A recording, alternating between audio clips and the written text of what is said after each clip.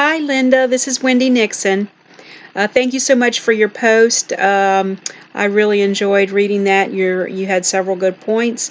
I too was really surprised at the technological advances, that are in the works.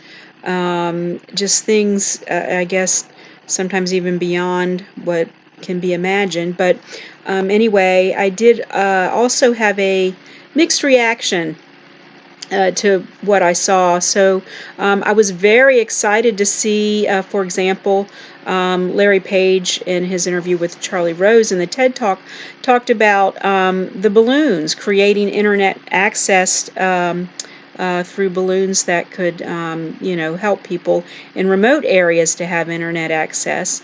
Obviously, the internet is such a tremendous resource, and I know we all look up YouTube videos on how to do things, and that really has just become a part of our culture.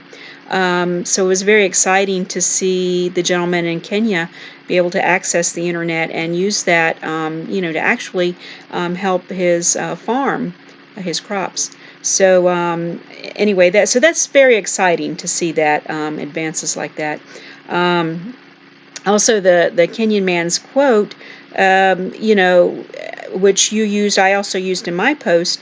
Information is powerful, but how we use it will define us. And so I think that I agree with you that is real key, and I felt like that was an important point.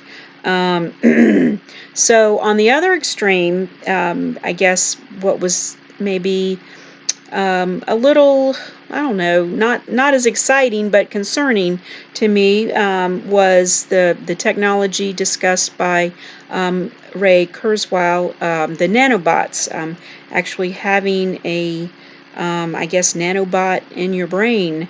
And I'm not exactly sure how that works mechanically, but to me that seems very invasive, and I would be very concerned about that. Would this potentially be used to control a person? So those kind of thoughts crossed my mind. And I think you made the excellent point that I really had not thought of about having like an ethics board or standards, some kind of ethical standard to address this.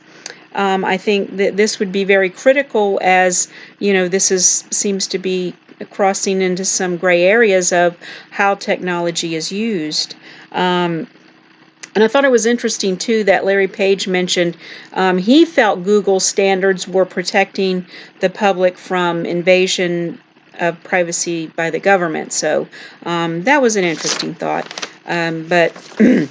So along this line with ethics and, what's right or wrong, Greenleaf, our text by Greenleaf, 2002, makes some interesting points.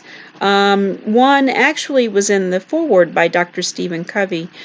He talked about moral authority and conscience, and discussed that the essence of moral authority is sacrifice, or subordinating individual needs to a higher purpose. So I thought that was a good point to start as far as defining ethics. And of course, this is kind of the core of the servant leadership principle that Greenleaf talks about. And Greenleaf also proposes that authority deserving of allegiance is given freely to those leaders who are proven and trusted as servants, so have already demonstrated an ability to have this higher purpose, and not maybe an agenda or a selfish purpose.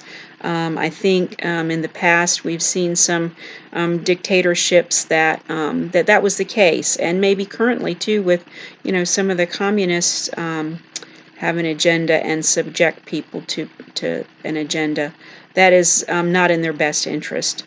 So anyway, this is also a basic tenet of our Christian faith. Love others as we would love ourselves in the Old Testament in Leviticus 19:18. But Jesus also admonishes, do unto others as you would have them do unto you, which I think sums up the servant leadership. Thank you so much for your post, Linda. See you soon. Bye.